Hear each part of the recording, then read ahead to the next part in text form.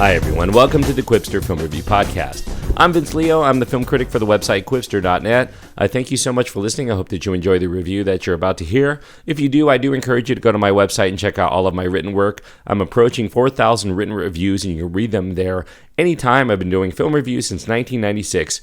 Quipster.net is where to go. QWIPSTER.net. You can also find more of my podcasting work at the In Session Film Podcast. I'm on the Extra Film segment along with JD Duran and Brendan Cassidy. Go to InSessionFilm.com for all the details on that. As you can tell, my voice is a little bit strained right now. I've been dealing with a nasty cough. In fact, I've been dealing with it for the past month and a half, but it comes and it goes, and my voice is in the state it is today, but it's not too bad, I hope. Today I'm going to be looking at Manchester by the Sea. It's one of the key films this year. It's being touted as one of the Sherlocks for a Best Picture nomination this year, so definitely worth checking out. It's a drama, R-rated because of language throughout and some sexual content. It runs 2 hours and 17 minutes. The main star is Casey Affleck. It also features the work of Lucas Hedges, Kyle Chandler, C.J. Wilson, Michelle Williams, Anna Baryshnikov, yes, the daughter of Mikhail. Gretchen Mol is also in the film. The director and the screenwriter is Kenneth Lonergan. Originally, Kenneth Lonergan was supposed to be just scripting this film. It was from an idea that was pitched to him by Matt Damon and John Krasinski. Matt Damon was intended to direct this film, but he had spent so much time working on The Martian that it ended up going to Kenneth Lonergan to direct. This is his fourth feature film, and in my opinion, his best film. Take that for what it's worth as we get into this review.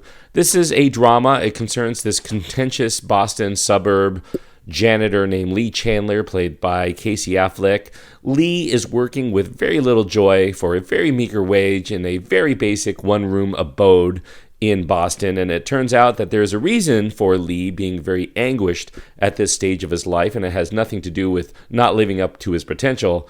What we learn throughout this film, I won't spoil too much, we learn more about it as the film plays out, but Lee is prone to getting into fights, especially at the local bar. He's resistant to making any kind of emotional connections, which means there's no women in his life. And in general, Lee is a person who's very wrapped up in trying to suppress his own thoughts and feelings. He's very inward thinking.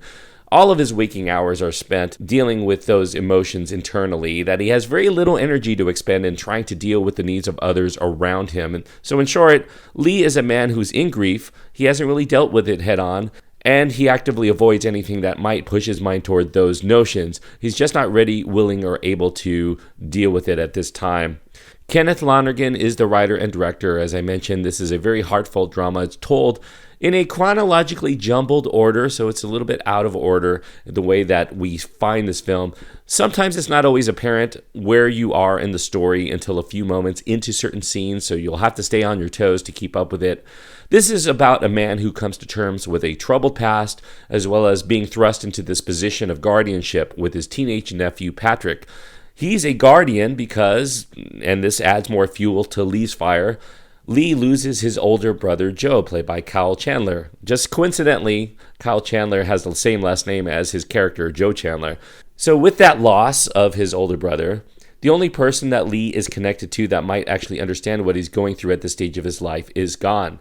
And Lee desperately wants to remove himself from anything that's going to rekindle his past, and that means having to get the hell out of that small town where his brother Joe lived, Manchester by the Sea. He gets his house, he gets his son, and he kind of feels he has to stay there, but he wants to coerce Patrick to come back to Boston.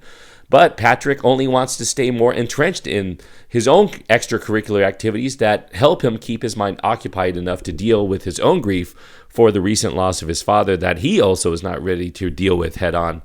Now, Manchester by the Sea excels as a drama for many reasons, but I think one main one is the rich level of detail that's brought to the story that makes it feel very authentic. There are moments like a passenger that's in a car who's trying to get out while it's still moving, or there's this other scene where this character is dealing with having to try to put back piles of meat that's been piled up in the freezer back into it before they fall again.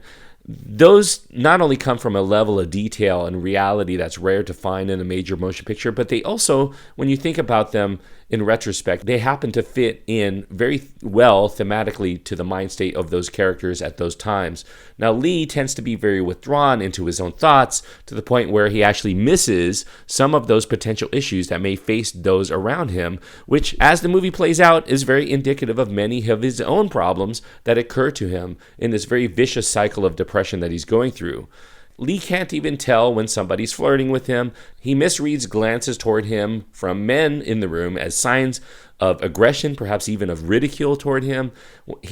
Whenever he decides to act upon them, sometimes with violence, they seem pretty senseless to us from outside appearances, but once you actually get to know the full story, all of those details come together to give us his inner workings without the need for his character to speechify them for expository information. I'm really surprised by how much information we get with so little information shown on the screen.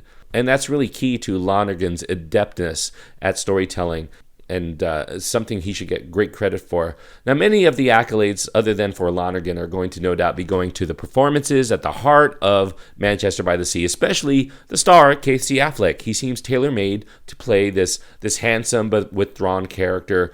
I always see shades of a younger Alan Arkin in his performances. He's playing the lead role here, and he's playing it perfectly, this man who's proceeding through life that he's not really sure is really worth living.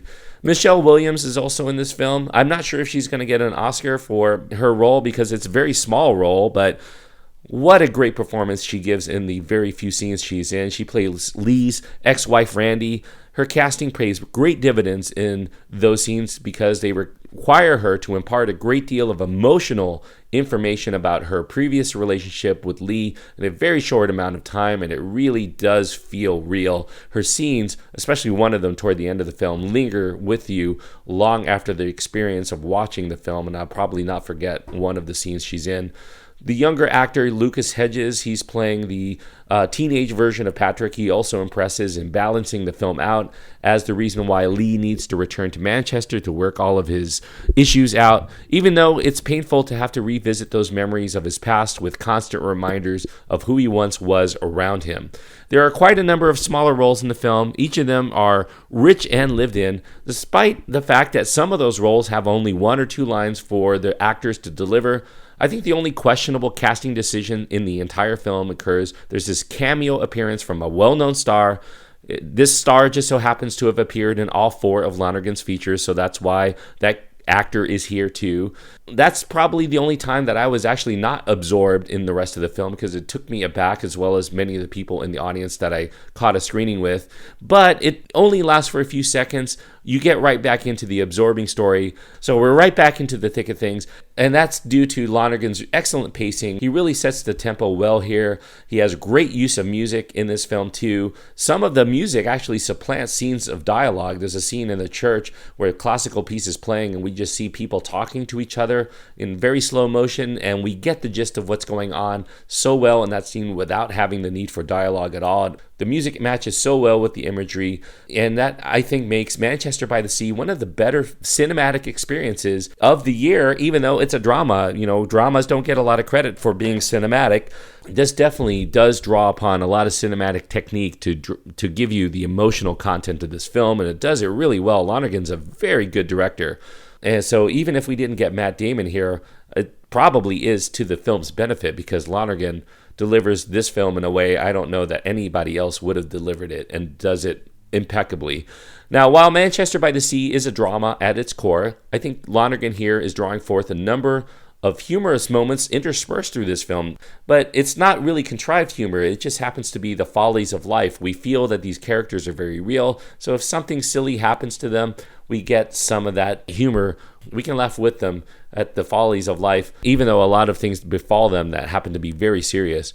I think those moments of humor don't diffuse the drama in this film. In fact, I think that they enhance the film because it makes it feel very realistic. Because life is a lot of humorous moments. It's also finding humor even in the darkest of times, sometimes as a coping mechanism. So I think that that works well within the movie here, because you might be hearing that this film is a sad movie or a downer. And I would say you should probably take that to heart in a certain respect, but don't let that dissuade you from seeing this film. This is an honestly realized drama. It has a lot to say about love, about loss, about grief, about the difficulty of maintaining connections through tragedy. And it's a very astute and textured one at that. I think that if you hear that this is a tearjerker, I think that that is very limiting to what this film is really all about. That is a misnomer to me. Go into this film. It's a great drama. It has a lot to say on many levels. It's very multi-textured. There are a few better films this year, not only this year, but in this decade. In fact, I haven't seen La La Land at the time of this recording yet, but if La La Land is better than this film, I would say La La Land would have to be a masterpiece, because this film is fantastic, currently number one on my favorite films of the year. Manchester by the Sea is going to get 4 stars from me. 4 stars on my scale out of 4 means that I think this is an excellent movie. I think everybody should go out and see it. It's outstanding. I can't say anything more about this film without just going into another 10 minutes of describing everything I love about it. Just go out and see it. I think it's well worth watching. And if you do see it and you enjoy it and you want to talk about it, I always am happy to talk about any of the films I do podcasts for. You can go to my website, quipster.net, and find my contact information, QWIPSTER.net. Thanks, everyone. Until next time, please enjoy your time anytime you get to go to the movies.